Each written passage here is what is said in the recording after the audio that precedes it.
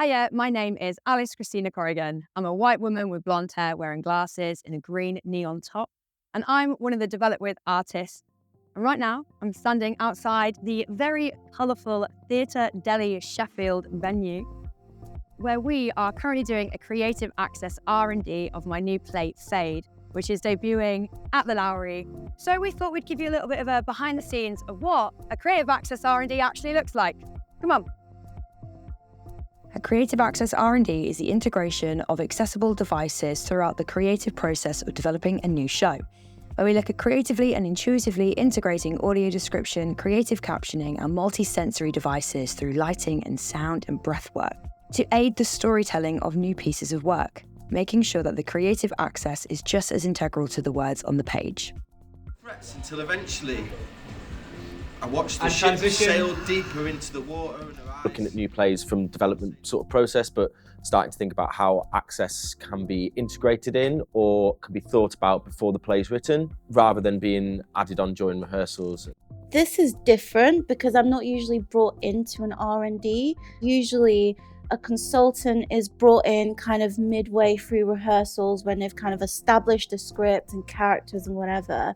But because I'm in the R&D, I get to put some input into the dramaturgical parts of it, feeding back on the rules of audio description within the narrative. So it's a lot more exciting. I just get to have more creative input. On this, what's been really nice is that I think a lot of people have been encouraged to take a step back on how they would usually work and see if they can approach it in a more healthier, sustainable and more accessible way for them. And also what is different about not only working on Fade, but actually how captions themselves are going to work in Fade is that the captions are a design element that will be staying in the show.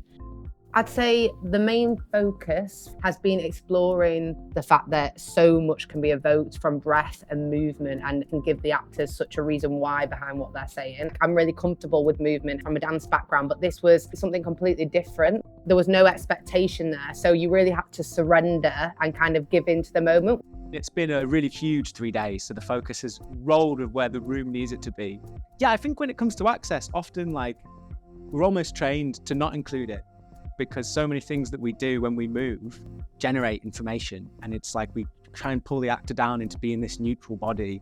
And I think what we're asking them to do is kind of follow their impulses vocally and creating this sonic world that can inform people of which actor is on stage, how they're feeling, where their energy is at, so that you could track all of this action through this oral language. In terms of sound design, there's been a lot to work with breathing and breath, and using breath as a foundational layer that we've chosen to build upon. Thinking about breathing and the relationship with the actors and their breath work, and connecting that to their characters and how they communicate with each other through breath. How we then build from that, and thinking about sounds in the space and Foley and in the room, outside of the room, the wind. Yeah, it's been really beautiful to be able to think about audio description in a creative way and think about the feeling of what's being said and the sounds that we're hearing and the stories that it can tell outside of text-based work. I think having so many creatives on so early on in the process, it just opens up so many more possibilities. It's been a really, really fruitful and joyful week getting to experiment with Fade.